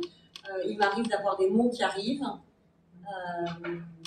alors c'est toujours difficile de dire des images parce qu'on s'imagine que c'est des vraies images, mais c'est comme une espèce de vision et qui devient je sais pas, on arrive tout d'un coup à voir ce que c'est et à poser un mot dessus. Donc oui, ça m'arrive de plus en plus souvent. Et puis après, il y a des périodes dans lesquelles, tout d'un coup, pendant une semaine, c'est moins. Et puis ça revient. Donc effectivement, ce soit, ça m'a permis d'identifier des choses d'endométriose, de problèmes au cerveau, voilà, c'est un mix de ressentis et de mots ou d'images qui viennent. Si je peux dire, donc vous avez le lien. Par exemple, une personne peut venir pour des migraines et vous avez un ressenti au ventre de quelque chose. Cela veut dire que alors l'origine peut-être de la migraine peut se trouver dans le ventre, c'est ça? Alors, j'essaye de poser le moins possible le mental. Non, mais quand vous le ressentez, mais justement, en fait, c'est que je vais donner un exemple. Les gens au départ viennent effectivement pour quelque chose en particulier. Ce que j'ai l'habitude de dire aux gens, c'est que le soin dure à peu près une quarantaine de minutes. Voilà, c'est quelque chose comme ça. Moi, je ne suis de la même façon que vous qu'un messager, qu'un canalisateur. Donc, je canalise l'énergie, c'est pas mon énergie que je travaille. Je canalise une énergie et je soigne avec ça. L'énergie a une conscience et une intelligence. Elle va se placer là où le corps en a besoin. Donc, je vais donner un exemple. J'ai une jeune femme qui vient pour des problèmes assez, on va dire, classiques que tout le monde a plus ou moins à un moment ou à un autre, des problèmes de confiance en soi, des problèmes émotionnels forts, etc., etc. Et je commence le soin. Et au moment où je commence le soin, très rapidement, je commence à avoir mal au ventre. Et je commence à avoir un problème de sang, mal au ventre, etc., etc. Donc, je fais tout le soin. Et on passe toujours un quart d'heure, 20 minutes à débriefer ensuite de ses ressentis à elle, de mes ressentis à moi, etc., etc. Ben, en fait, il se trouve qu'elle était venue pour quelque chose. Oui, mais au moment où j'ai fait le soin, la priorité énergétiquement, c'était de venir traiter ce problème féminin d'endométriose. Et au bout de 2-3 séances, elle m'a fait un message en me disant voilà, j'ai l'impression que mes ovaires sont au point neutre enfin. Elle n'était pas venue pour ça au départ. Donc en fait, je ne peux pas dire je vais soigner quelqu'un, en tout cas aujourd'hui, ça évoluera peut-être. Aujourd'hui, je ne vais pas dire à quelqu'un je vous soigne de votre migraine. Ce que je fais, c'est que je suis hypnothérapeute aussi. Donc effectivement, parmi les gens qui venaient pour l'hypnothérapie, je pouvais aller poser une rustine ou un pansement là, pile poil, on me demandait. J'ai arrêté l'hypnothérapie justement parce que la partie énergétique, en fait, elle va travailler l'entièreté de l'être. Donc justement, le sujet, c'est le corps, l'esprit et l'âme. Et elle traite tout en même temps et elle va se placer là où les priorités sont. Donc c'est pas nécessairement moi qui décide au départ, mais c'est l'énergie qui travaille. Et différents énergéticiens, donc je sais qu'il y en a dans la salle, que je connais, on ne capte pas les mêmes choses. Et on peut faire une séance sur la même personne, on ne va pas forcément capter la même chose, et on ne va pas forcément envoyer la même chose. Et la personne qui est sur la table ne va pas forcément ressentir la même chose. Donc c'est très... Et moi, je suis les deux à la fois. Et oui, vous êtes un peu la synthèse. Moi, je suis la synthèse des deux. Ouais. Je fais de... Voilà. Et Nico, ça t'arrive des fois, je dirais, comme disait peut-être tout à l'heure aussi Michel, tu es en train de déjeuner, de dîner avec des amis, et puis tiens, paf, tu as des trucs qui arrivent, et puis c'est un peu compliqué. Ça t'est arrivé en vacances? Oui, je sais, pour ça, j'en ai entendu parler. Donc, En fait, je fais comme Michel, je demande la connexion ou je la ferme. Ouais. Je demande à ne pas être pollué tout le long. Et la nuit aussi, parce que ça m'arrive d'être réveillé la nuit pour libérer les âmes. Ça, c'est pas évident. Je sais pas si tu l'as vécu la nuit aussi. Oui. C'est perturbant. Moi, j'aime bien dormir. Parce que c'est très important pour que je récupère. Même si je dors pas énormément, mais j'aime bien dormir. Ça m'est arrivé du coup en dormant, mais vraiment profondément, d'être réveillé par un bruit qui disait priez pour moi, priez pour moi, priez pour moi, priez pour moi, priez pour moi. Et du coup, j'étais comme ça, je colmatais et j'ai prié. Du coup, je prie ce qui ne va pas avec la religion, normalement, la médiumnité, la voyance, hein, mais je suis croyant aussi, donc j'ai prié Notre Père et je salue Marie. Et une fois que j'ai prié, parce qu'il y avait vraiment cette personne qui sortait de mon lit, c'était un homme, ça s'est libéré, je me suis endormi. Et sinon, donc, du coup, dans ma vie de tous les jours, là, nous étions en Grèce et on fait une virée en catamaran, donc du coup en petit groupe. La personne qui nous accueille, c'est tout en anglais, donc Elisabeth nous accueille et nous demande qu'est-ce qu'on fait dans la vie. Je ne réponds pas forcément à cette question et je dis une boutade et elle me dit « Ah mais je le savais, je suis médium », donc elle parle en anglais. Et je fais « Alors non, si je suis désolé, mais là pour le coup, je suis vraiment médium, c'est moi qui suis médium, donc je lui montre mes réseaux sociaux, tout ça. Elle me dit « Mais non, mais vous rigolez ?» Je fais « Non, mais c'est vrai ». Et j'ai senti qu'elle avait perdu son père. Et je me suis dit, bon, j'ai ces ressentis, je vais les laisser, tout ça. Et elle est revenue plusieurs fois sur le catamaran en me disant, vous pouvez pas partir sans m'avoir dit quelque chose, c'est pas possible. Et évidemment, les anges, la vie fait en sorte que tu te retrouves seul avec la personne. Donc, je voyais qu'il n'y avait plus personne autour de moi. Je fais, bon, Elisabeth, je peux vous parler? Elle me dit, oui, qu'est-ce que vous avez? J'ai dit, j'ai des messages à vous faire passer, donc vous avez perdu votre père, c'est ça? Oui, j'ai perdu mon père. Il y a une personne qui se comporte très mal dans votre entourage, c'est plutôt du côté féminin. Elle est très égoïste, très égocentrique, beaucoup dans l'intérêt. Elle a un problème avec l'argent. J'ai un mot, j'ai Elena, Eliana. Elle me dit, Eliana, c'est ma sœur. J'ai fait, ok, donc c'est votre sœur, elle se comporte très très mal. Est-ce que vous avez un stylo? Votre père, il vous demande d'écrire en grec. Donc elle est grecque, elle a la base et elle parle anglais. Et donc elle me donne un papier, un stylo et je gribouille un truc avec un E, avec un P, avec je sais pas. Et il me dit, c'est ça, faut qu'elle fasse ça.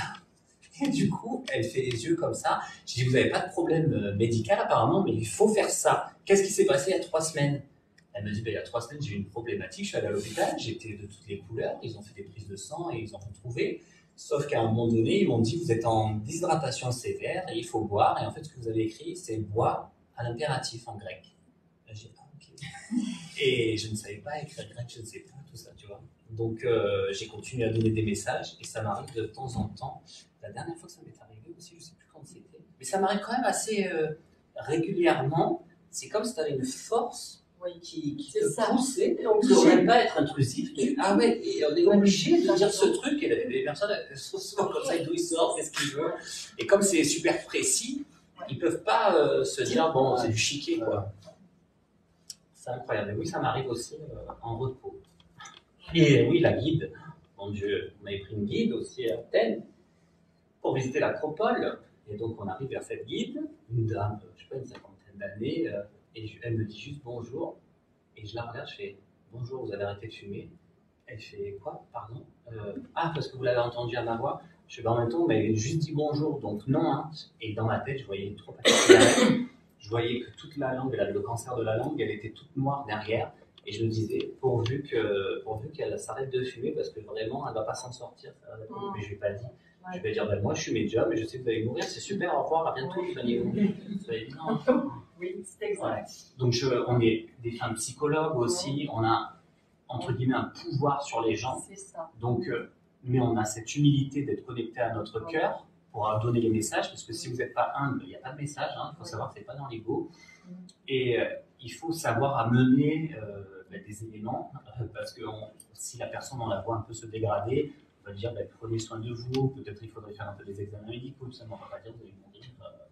Il y a des gens que tu ne peux pas forcément dire, c'est pas le moment. Ouais, c'est pas le moment. Est-ce qu'il y a quelques questions? Madame, au fond.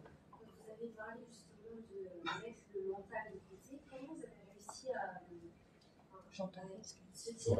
Est-ce que c'est le cerveau qui parle? Est-ce que c'est les messages? Comment on met le mental de côté? Est-ce que c'est le cerveau qui parle? Alors, comment on met le mental de côté? Est-ce que c'est le cerveau qui parle ou est-ce que c'est notre conscience? Alors, par rapport notre à esprit. la captation? Non. Par rapport à la vie de tous les jours? Ah. Toi, tu peux nous dire la différence entre quand tu as été guidé? Tu as senti la différence ou pas? Mettre le mental de côté, c'est très compliqué. C'est très très compliqué. J'ai mis très longtemps à trouver le bouton off, en fait. J'ai beaucoup lu, de façon étonnante. Il y a des livres qui m'ont beaucoup aidé à comprendre ce que c'était que l'ego, et c'est hyper important. Je pense en particulier au livre d'Eckhart Tolle, que ce soit L'instant présent ou Nouvelle Terre, qui est un petit peu difficile, mais qui est extrêmement puissant comme livre. J'ai aussi mis du temps à comprendre qu'en fait, le cerveau, c'est un outil magnifique, puissant, etc. Mais il y a un pilote à bord. Et on est le pilote. Et donc, en fait, le cerveau, par facilité, il va systématiquement aller soit dans le futur, soit dans le passé. C'est ce qui est plus facile pour lui. Le futur, c'est le stress, l'angoisse, l'incertitude, etc., etc. Et le passé, en fonction des expériences, c'est souvent de la mélancolie, de la haine, du ressentiment, enfin tout un tas d'émotions diverses et variées. Donc en fait, comprendre ça et comprendre aussi que en fait, l'instant présent, c'est le seul moment de pouvoir que l'on ait. C'est dans l'instant présent que l'on aime, que l'on rit, qu'on chante, que l'on a toutes les émotions et qu'on peut profiter et vivre. En fait, la vie, elle n'est que dans l'instant présent. Et je pense que ça, c'est hyper important de comprendre pour calmer le mental. Parce qu'à partir du moment où on est dans l'instant présent et qu'on comprend qu'en fait, le bonheur, le fameux bonheur après lequel tout le monde court, le bonheur, c'est pas un gros truc. Le bonheur, c'est plein de petits instants. Et les petits instants, ils sont juste là, maintenant. Et à partir du moment où on arrive à s'ancrer dans le présent et comprendre que le bonheur est juste là, ben en fait, on ne peut pas être dans l'instant présent et se concentrer sur le fait que là, par exemple, Nico est en train de me regarder comme si, etc. Et en même temps, avoir le mental qui cavale et qui part. Qu'est-ce que je ferai demain? Qu'est-ce que je faisais avant-hier? Et là, je suis tellement triste, il ne m'a pas appelé. Et demain, est-ce que... Voilà. En fait, c'est tout ça, ça s'en va à partir du moment où on arrive à s'ancrer, être là, réveiller tous les sens, y compris le sixième, et comprendre que, en fait, c'est chaque petit instant, là, maintenant, tout de suite, qu'il y a une parcelle de bonheur et qui neutralise, en fait, les pensées. Et les pensées, l'ego est neutralisé justement par la capacité à rester dans le présent. À partir du moment où vous êtes dans le présent, vous neutralisez l'ego, vous neutralisez les pensées. Donc du coup, on n'est plus pollué et vous pouvez être attentif à ce que vous dites les guides. Mais ça n'est pas facile. Mais oui. Et il y a autre chose qui m'a beaucoup aidée, c'est méditer. Je pensais que c'était un truc de zinzin. Je trouvais que c'était un truc pour les gens perchés. La première fois que j'en ai fait, ça a duré 1 minute. Au bout d'une semaine, j'avais le téléphone à côté, je tenais 3 minutes, j'ouvrais les yeux, je me disais, là, 3 minutes, c'est pas possible, j'ai l'impression que ça fait 1 heure que j'y suis. Et en fait, là aussi, il faut agir avec énormément de bienveillance avec soi et prendre la minute quand on l'a fait. Et le lendemain, on le fera peut-être encore 1 minute, peut-être 1 minute et demie, et c'est ok. Et puis peut-être il y a un jour on n'a pas envie d'en faire, mais c'est comme le sport en fait, c'est tous les jours un petit peu. Et ça permet de... Voilà. Et on devient meilleur, enfin, de plus en plus performant, ou en tout cas on y trouve de plus en plus d'apaisement. Ok. Est-ce qu'il y a d'autres questions? Est-ce qu'on va parler des vies antérieures? Moi, j'ai des messages et j'aimerais partager, ça me trouble beaucoup. D'accord, ben on vous écoute alors. Oh, je vais essayer de faire vite. J'avais à peu près 7 ans et je disais je suis la reine de Saba. Alors, mon père et ma mère se sont demandé d'où ça sort. Ça m'a jamais quitté. Et voilà que j'ai 20 ans, je suis chez le dentiste et le grand patron passe avec ses étudiants derrière. Il nous regarde la bouche, on était plusieurs patients. J'ai dit s'il enlève pas son doigt, je vais vomir. Elle est comme ça. Et puis, venez, regardez, il leur dit, vous voyez là, il me dit, madame, il y a du sang noir dans votre famille. Je lui fais non. Il me dit, madame, je vous demande pas, je vous dis. Je lui dis non. Je vous dis que non. Il me dit, madame, si. C'est très, très, très, très, très ancien. Vous en avez des traces, petites pointes, dans votre gencive. Bon, alors, je suis un peu troublée. J'arrive à la maison, je raconte ça. Tout le monde rigole. Et moi, ça m'agace un peu, quoi. Et puis, une autre fois, quelques années après, je suis chez le coiffeur. Tout d'un coup, il y a une page où il y a 6 noirs, des portraits, hommes et femmes. Je les reconnais, je les connais tous. J'arrache la page, j'arrive chez moi, je dis voilà, c'est fou. Et mon mari de l'époque me dit, il rigole, il me dit ah, ben c'est l'Éthiopie. Je lui fais alors, il me dit mais tu es une inculte quoi. Madame la reine de Saba, tu sais pas que c'est l'Éthiopie. Je dis attends, je suis troublée, c'est l'Éthiopie. Et là je sors encore une connerie, je dis mais c'est des photos. Il dit mais si tu crois que toi tu peux être réincarné, peut-être que eux aussi, non? Donc j'ai ça en moi tout le temps et j'ai divorcé 3 fois parce que je suis toujours à la recherche de Salomon, évidemment. Voilà, alors c'est très troublant. Je crois que je l'ai trouvé il n'y a pas longtemps. Je ne veux pas en dire plus. Mais c'est très, très bizarre, ça. Alors après, j'ai acheté le livre de Marek Alter pour apprendre qu'est-ce que c'était cette femme, puisque je dis que c'est moi, Makeda. Et alors, c'est encore des choses qui me bouleversent. C'est que je ne bois le café que très bouillant, et elle aimait boire que très chaud. Je n'aime que le jus de raisin frais, je n'aime aucun jus de fruits. Et elle en sent gavée tout le temps. Elle écrivait des chansons. C'est mon métier, je suis chanteuse. J'écris tous mes textes de chansons. C'est troublant, elle écrivait des chansons. Elle était passionnée par les mots. Et c'était une guerrière, évidemment, hein, une battante, une emmerdeuse comme moi. Voilà. Donc tout ça, c'est troublant. Alors elle était noire, à la peau claire, et je suis une blanche à la peau mate. Hein. Bon. Non, voilà, donc je voulais partager ça avec vous, parce que tous ces trucs-là me perturbent un petit peu en même temps, parce que je vis avec ça. Et est-ce que vous le vivez bien ou est-ce que vous le vivez pas bien? Non, je le vis très bien. C'était oui et non, c'est excitant et en même temps, je suis pas à ma place. Là, c'est pas fini. Quelque chose m'attend, peut-être justement Salomon. Oui, c'est ce que j'allais dire. Voilà. Vous l'avez retrouvé, Salomon. Voilà. C'est bon. Je crois. Et voilà, c'est fou, mais c'est fou. Merci pour ce témoignage. Bah écoutez, il est bizarre. Hein. Bon. Quelqu'un d'autre souhaite prendre la parole avant que nous concluions? Oui, Céline. Moi, j'avais juste une question pour tous les trois. Est-ce que ça vous fatigue lorsque voilà, vous ouvrez les canaux, que vous discutez avec les gens, vous passez le message, est-ce qu'après vous vous sentez fatigué? Moi, pas du tout, en fait. Moi, pas du tout, je suis même régénérée. Quand on touche la lumière, on est régénéré. Je dis souvent, j'ai la main pleine de boue, je vous donne la main, vous avez de la boue. Quand on ouvre les canaux de lumière, de médiumnité lumière, hein, je dis donc pas le bas astral ni rien du tout. Quand on fait ça dans le cœur, on met la main dans la lumière. Vous vous rendez compte? On est juste imbibé de cette lumière. Et nos cellules, c'est pour ça que je vous disais au début, je suis drôlement mieux maintenant que je l'étais il y a quelques années.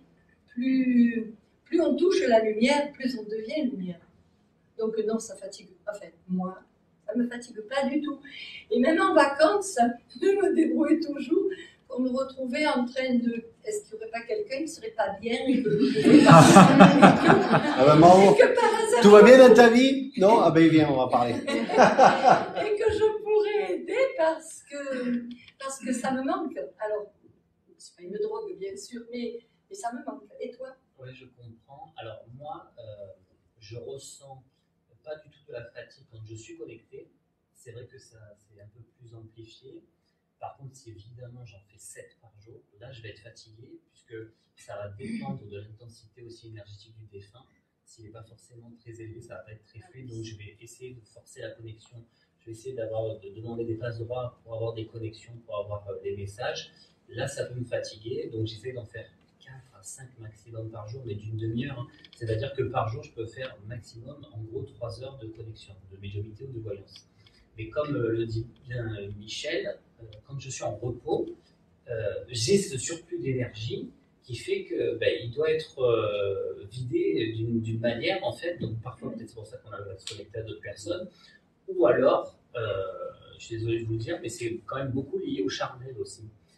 Cette énergie qui est intense, comme je vais puiser dedans dans mes connexions, le soir, je ne vais pas forcément avoir envie de me retrouver à faire une autre connexion, et notamment dans le charnel.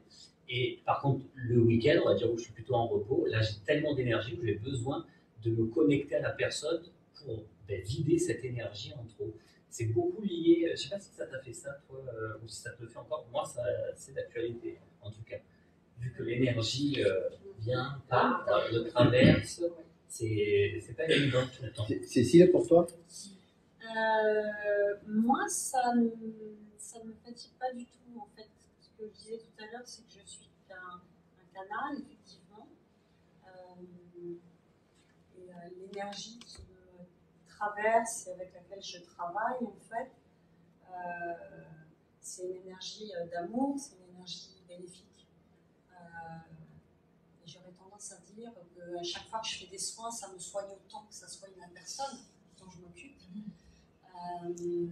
Alors pareil, en revanche, je sais, j'ai jamais expérimenté pour être parfaitement honnête d'en faire beaucoup plus que ça, mais je sais que voilà, 4 heures de soins dans la journée, c'est bien, mais en tout cas ça ne me fatigue pas du tout. Au contraire, ça me rebooste, c'est que du positif. Mais est-ce que tu es capable de courir un marathon après le courir? Moi, mettons, je suis stone. Déjà, je suis stone dans ma vie, ça ne fait rien pour capter. Il faut être un peu léger. Alors, je suis complètement comme ça. Le marathon, j'avais jamais. Je vais faire une activité physique. Une activité, je ne parlerai pas de ma vie personnelle. Non, courir. Courir, je ne cours pas. Non, mais oui, je peux faire. Je pourrais faire du sport si c'est ça le sujet après. Ou, admettons, des mots croisés, une activité cérébrale, quelque chose. Tu pourrais faire, Michel? Alors, moi, j'ai un peu comme tu disais, c'est de plus en plus, j'ai le sentiment d'être un peu en apesanteur. Moi, je travaille beaucoup. Je fais d'abord les soins, je fais d'abord la médiumnité, et ensuite, lorsque les gens viennent pour la médiumnité, je passe toujours après par un soin, moi j'appelle ça un soin christique. Et lorsque j'en ai fait beaucoup, à 20h, ben moi je bois un bon whisky. Excellent. C'est mon marathon à moi et je suis incarnée sur la terre. C'est ça. Voilà. Mais est-ce qu'il arrive que ces messages qui vous arrivent comme ça puissent vous faire peur? Bon, maintenant, non. Non. Je suis habitué maintenant. Non. Mais non, parce que si ces messages nous font peur, c'est qu'on est connecté à des forces d'ombre. Ouais. Donc c'est pas possible, je peux pas être connecté à des forces d'ombre. Donc ils peuvent pas venir et faire peur. Non, parce que ça peut être quelque chose d'incroyable et vous êtes... Ah oui, c'est ça que je veux dire. Si, oui. C'est quand il y a eu le tsunami. Oui, j'ai eu une expérience. Oui, c'est ça. Oui, alors ça fait peur, mais c'est une information pour la Terre. Oui. Alors, oui, c'est ça. C'est pour ça qu'on n'en a pas peur, parce qu'on est habitué à recevoir oui, il y a ça aussi, vous êtes habitué. Et notamment, on sait que c'est le départ d'âme. Oui. Alors évidemment, ça fait souffrir quand on est humain, mais c'est comme quand parfois on peut annoncer un décès, on dit la personne va dans la lumière et elle va dans la vie, comme disait Michel, elle retourne dans la vie. Donc pour nous, c'est plus... et quand ils partent ensemble, c'est cadeau. Pardon, ça semble horrible ce que je vais dire. Mais alors on va dire un crash d'avion, je ne peux pas parler de... un crash d'avion, ça veut dire que ceux qui ont peur ou qui ne savent pas où ils doivent aller de l'autre côté, comme ils partent tous ensemble, c'est cadeau parce qu'ils savent qu'ils peuvent se diriger vers la lumière au lieu d'être en errance. C'est comme on dit, tout le monde de la sortie, nous tous on est là, c'est la sortie, tout le monde se dirige vers la sortie parce qu'il y a un petit groupe de personnes qui savent où elle est la sortie. Eh bien, voilà, c'est comme ça. Donc ça fait pas peur. Et puis ça s'appelle la vie. D'ailleurs, c'est juste, je vais terminer, parce qu'il y a des personnes qui commencent à avoir des connexions, à développer des capacités spirituelles ou médiumniques ou autres, et qui disent, moi j'ai vu la mort du père de mon ami, j'ai vu la mort de ça, un accident, du coup j'arrête, j'ai peur. Mais en fait, ces messages sont beaucoup comme ça, puisque c'est notre vie ici terrienne, elle est comme ça, donc on ne pourrait pas avoir d'autres messages. Alors oui, on en a d'autres dans l'embellie, mais évidemment, la mort du corps fait partie de cette vitesse. Donc, nous, on n'en a pas forcément peur. C'est normal, ça résonne. Alors, oh là là, il y a plein de questions. 3 questions. Et après, c'est terminé. 1 minute. Sophie. C'est court. Ce que vous dites, quand vous avez des prémonitions, que vous ressentez quelque chose, comment, je reviens vraiment sur ce sujet, mais comment vous dites, est-ce que c'est ma tête qui, entre guillemets, déraille, ou c'est vraiment quand vous pensez,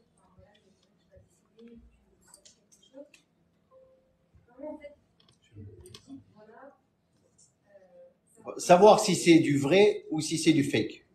Voilà, Est-ce que c'est votre mental qui crée une illusion ou est-ce que c'est la réalité? On l'a entendu dedans. Moi, depuis que je suis gamin, j'ai ça, donc Oui, moi aussi. je sais faire la différence. En fait, vous arrivez à faire la différence entre c'est ma voix qui parle à l'intérieur ou je pense, ou j'ai vraiment une voix extérieure qui vient. Hein. Il y a vraiment une différence. Sachant que c'est peut-être pas forcément un son, ça peut être des sensations, Oui. ça peut être ça quoi. Non, c'est un son. Ouais, ça peut être des son, sons, ça peut être c'est une vibration, ça peut être Oui. tellement de choses. Ok. Et en fait, je suis un peu. C'est tout le problème du rêve. Est-ce que dans le rêve, on reçoit ou est-ce qu'on est simplement moteur de l'idée, de la pensée? Le rêve est un mystère total. Ben, le rêve, en fait, c'est différent des songes. Vous avez une partie du cycle du sommeil, vous allez rêver. Donc, c'est un peu l'ordinateur, le cerveau qui trie les informations. Et là, ça va être du rêve et ça va être vraiment abracadabrantesque. On ne va pas savoir, c'est pas logique, en fait. Et quand vous avez un songe, par contre, vous êtes en mode alpha, vous êtes un peu en connexion, vous êtes un peu en état d'hypnose, et là, on peut recevoir des communications des défunts ou des guides, et on a des sensations comme si c'était vraiment réel, et on peut se réveiller en pleurant. Et là, c'est un songe et une connexion avec l'autre côté, mais ce ne sont pas des rêves. Hein. C'est pas la même Et chose. quand on rêve jamais, ou qu'on s'en souvient jamais. S'en souvient jamais, ouais. Oui, on rêve tous, on rêve. Oui, on a mais- besoin de rêver. Non, mais si on se rappelle de rien. Ah, mais... Oui, bon, c'est pas grave. Ouais, C'est pas grave. C'est pas grave parce que le C'est job pas a normal été non fait. plus, non. C'est Dernière pas- question et après on va conclure. Bon. Sophie? Bonsoir. On parle beaucoup de l'âme et de l'esprit, très peu du corps. En fait, est-ce que le corps n'a pas une intelligence propre qu'on peut écouter avec un monsieur? Alors oui, c'est émotionnel. Le corps, Bien sûr, on bien peut sûr, l'émotionner. bien sûr que ça fait partie des choses qu'il faut. Le corps, il faut l'écouter. Le corps, les émotions, les ressentis. Le corps, c'est très important. Il est capable de donner une alerte. Il est capable de mettre des limites. Bien entendu qu'il faut l'écouter. C'est le buvard. Mais il n'est pas indépendant. Il est vraiment le Connecté. reflet de l'âme, de l'esprit. C'est pour ça que ce qu'on appelle la thérapie holistique, justement, c'est que les trois sont indissociables et communiquent. C'est-à-dire que les émotions peuvent rendre un corps parfaitement malade, de la même façon que quand un corps est vraiment abîmé, malade, en souffrance, si l'âme ou l'esprit ne sont pas là pour justement aider, accompagner, ça ne fonctionne pas. Donc c'est l'important justement des soins, par exemple, comme j'aimerais dire, c'est justement on traite les trois en même temps. Donc oui, bien sûr, il faut écouter son corps. La souffrance physique, elle n'est pas là pour rien. Elle est là justement, c'est juste en d'alerte. Et bien entendu, il faut l'écouter. Et surtout, ne vous en remettez pas aux praticiens seulement. Ils font 40% du job. Vous faites 51% parce que vous allez actionner. Alors, moi, je ne guéris pas. Hein. Ouais. Moi, je vous accompagne, mais chacun se guérit soi-même. Voilà. Parce qu'il y a des gens qui remettent tout.